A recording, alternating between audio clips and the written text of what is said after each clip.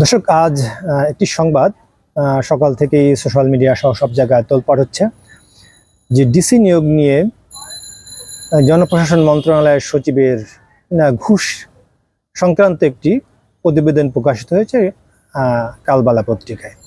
এবং সেখানে উনি বলছেন যে তার অধস্থান যে যুগ্ম সচিব তাকে বলছেন মোখলেসুর রহমান, আমার 5 কোটি হলেই চলবে। তো আবার যুগ্ম সচিব বলছেন, স্যার আপনার জন্য 5 না, আপনার জন্য 10 রেখেছি।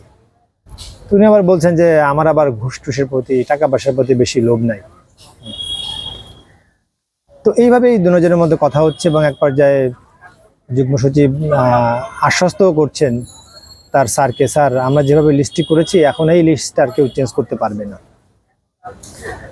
তো দেখুন, যদি বলছি বা ডক্টর ইউনূস একটি গণ অভ্যুত্থানের মাধ্যমে সরকার গঠন করেছেন এবং সেই সরকারের গঠনের পেছনে একটি প্রধানই ছিল বৈষম্য থাকবে না, বৈষম্য দূর করা, দুর্নীতি ঘুষ এগুলো বন্ধ হবে।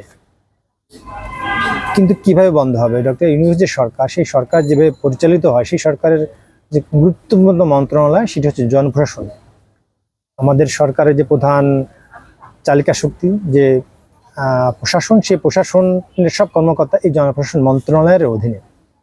সেই মন্ত্রণালয়ের সিনিয়র সচিব মোখলেসুর রহমান এভাবে ঘুষ নিয়ে কথাবার্তা বলছেন এবং সেই সব ঘুষের মোবাইলে হোয়াটসঅ্যাপে যে স্ক্রিনশটে সব বিস্তারিত এগুলো পত্রিকায় এসেছে।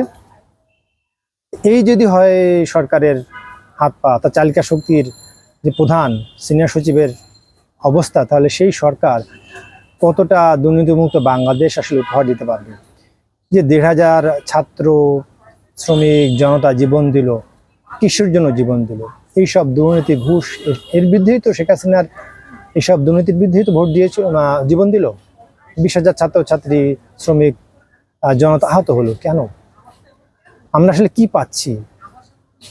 আসলে কোনো কিছু পরিবর্তন হয়েছে? হয়নি। এই আমার সচিব মহোদয়ের কথোপকথন দেখলেই কিন্তু আপনারা বুঝতে পারবেন।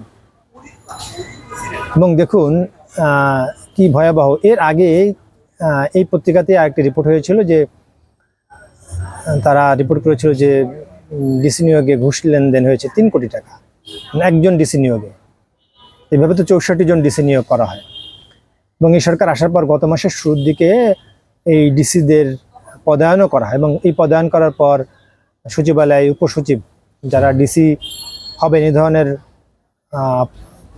পদ প্রত্যাশী উপসচিব পর্যায়ের যে কর্মকর্তারা ছিলেন তারা বিক্ষোভও করেছেন, হট্টগোল করেছেন এই যুগ্ম সচিব জিয়ার যে কক্ষ তার সামনে। এবং এই ঘটনায় 17 জনের উপসচিবের বিরুদ্ধে শাস্তিমূলক ব্যবস্থা নেওয়া হচ্ছে, এই ধরনের একটি প্রতিবেদন আমরা দেখেছি।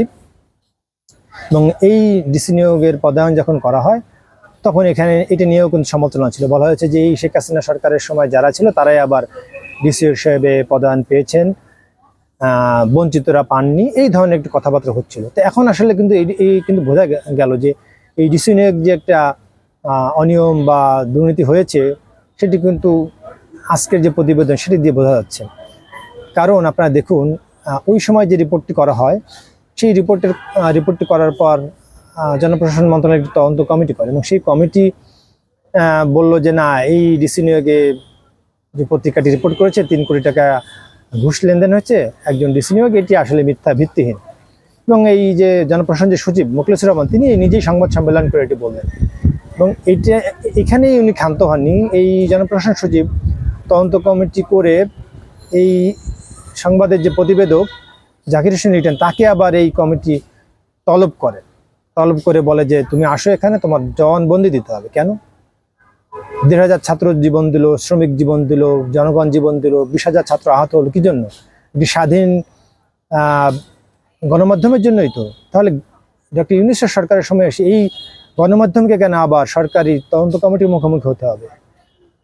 পত্রিকা বা ওই প্রতিবেদক যদি ভুল কোনো প্রতিবেদন করে তাহলে আপনি প্রেস কাউন্সিলে যান, আদালতে যান, নিম্ন আদালত, উচ্চ আদালত আছে, যান। তাকে এটা ডাকার অর্থ, সাংবাদিককে ডাকার অর্থ হচ্ছে তোমাকে একটা ভীতি দাও, ভয় দেওয়া, যে ভয়ের একটা কালচার তৈরি করে রাখা, যে দেখো প্রশাসনের বিরুদ্ধে কিছু লিখলে বা সরকারের বিরুদ্ধে কিছু লিখলে তোমাকে কিন্তু এরকম ডাকা হবে, তলব করা হবে, ভয় দেওয়া হবে, ধমক দেওয়া হবে। এটি বোঝাতেই আসলে তাকে ডাকা হয়েছিল। কারণ সাংবাদিক যে যা জানেন তাই কিন্তু তার পত্রিকায় লিখেছেন, এবং ওই পত্রিকায় কিন্তু ডিসি নিয়োগের যে চেক, সেই চেকটিও কিন্তু ছাপিয়ে দিয়েছে সুন্দর করে। তাহলে আবার কি ডাকা? তাকে তো ডাকার দরকার নেই, সে যা জানে তার কাছে ডকুমেন্ট আছে সবই কিন্তু ছাপিয়ে দিয়েছে। তো ওই যে বলছিলাম যে একটা ভীতি তৈরি করার জন্য কিন্তু এই ধরনের ডাকা তলব করা হয়। হ্যাঁ, এটি আমি মনে করি স্বাধীন সাংবাদিকতার পরিপন্থী একটি কাজ। এবং দেখুন, যেটি বলছি, এই ঘটনার কয়েকদিন পরে কালবেলা এবং এই তদন্ত কমিটি করা হলো। তদন্ত কমিটি করার পরে সংবাদ সম্মেলন করলেন এই মোখলেছুর রহমান, জনপ্রশাসন সচিব, বললেন যে যে রিপোর্টটি করেছে এই বাংলা পত্রিকা ডিসি নিয়োগে 3 কোটি টাকা লেন, এটি ভিত্তিহীন, ভুয়া। এরপর ওই পত্রিকা এবার হাড়ি ভেঙে দিল। এবার কি করলো, তারা দেখিয়ে দিল যে ভাই যে ভুয়া না, আপনি নিজেই এই সমস্ত অনিয়ম দুর্নীতির সাথে জড়িত এবং আপনি 5 কোটি টাকা ঘুষে দাবি করছেন। এবং পরে আপনার অধস্তন যুগ্ম সচিব বলছেন, স্যার না, আপনার জন্য 10 কোটি রাখা হয়েছে। কি সুন্দর! হ্যাঁ, এবং বলছে যে 5 কোটি টাকা আমার ক্যাশ দিও, আর বাকি 5 কোটি টাকা সিঙ্গাপুর দেবো না ব্যাংককে দেবো স্যার, এটাও আলোচনা হচ্ছে।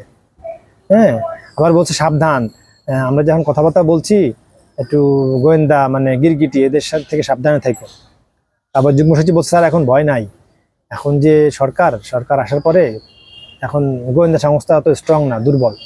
কিন্তু গোয়েন্দা সংস্থা আসলে দুর্বল না, আপনার যে কথোপকথন ফাঁস হয়ে গেছে এটা বুঝতেই পারছেন।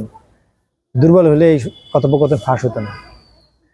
আবার এই প্রতিবেদন নিয়ে কেউ কেউ সন্দেহ প্রকাশ করছেন, কারণ হোয়াটসঅ্যাপের যে নিয়ম, মেটার যে নিয়ম, তাতে দুজন ব্যক্তির কথোপকথনের এটি ফাঁস হওয়ার সুযোগ নেই। মানে যদি না ওই 2 ব্যক্তির কোনো একজন এটি ফাঁস না করে। কিন্তু দেখুন, আসলে বিষয়টা মনে হয় এরকম না। মেটা যাই করুক না কেন, আমার মনে হয় সারা বিশ্বব্যাপী যে গোয়েন্দা সংস্থা কাজ করে তাদের এই হোয়াটসঅ্যাপের মনিটরিং করার সক্ষমতা রয়েছে। তা না হলে তো এখন যারা সন্ত্রাসী তারা তো হোয়াটসঅ্যাপ ব্যবহার করে অনেক কিছু করে ফেলতো। সম্ভব না আসলে। আমি এই হোয়াটসঅ্যাপ মনিটরিং করার ব্যবস্থা আসলে আমাদের আছে, তা না হলে তো হোয়াটসঅ্যাপ ব্যবহার করে আমাদের যারা সন্ত্রাসী, যারা জঙ্গি, তারা তো এই নেটওয়ার্ক ব্যবহার করে অনেক কিছু করবে এবং গোয়েন্দারা ধরতে পারবে না এবং দেশের ভয়াবহ কিছু ক্ষতি করে ফেলবে।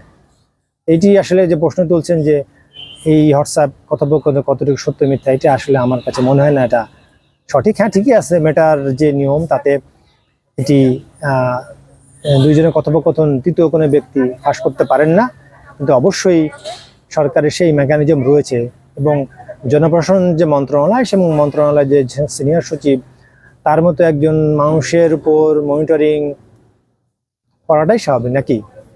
কারণ তো সরকারের গুরুত্বপূর্ণ একটি মন্ত্রণালয় এবং গুরুত্বপূর্ণ যে মন্ত্রণালয় সেটার প্রধান উনি, তো তার উপর তো নজরদারি থাকবেই নাকি?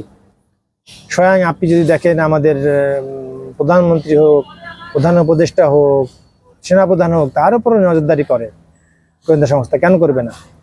কেন বিভিন্ন সময়ে তো দেখা গেছে যে যারা কু করেছেন, সেনাপ্রধানের লাইফ থ্রেট হতে পারে, দেশের বিরুদ্ধে কিছু চলে যায়, এরকম কিছু হতে পারে।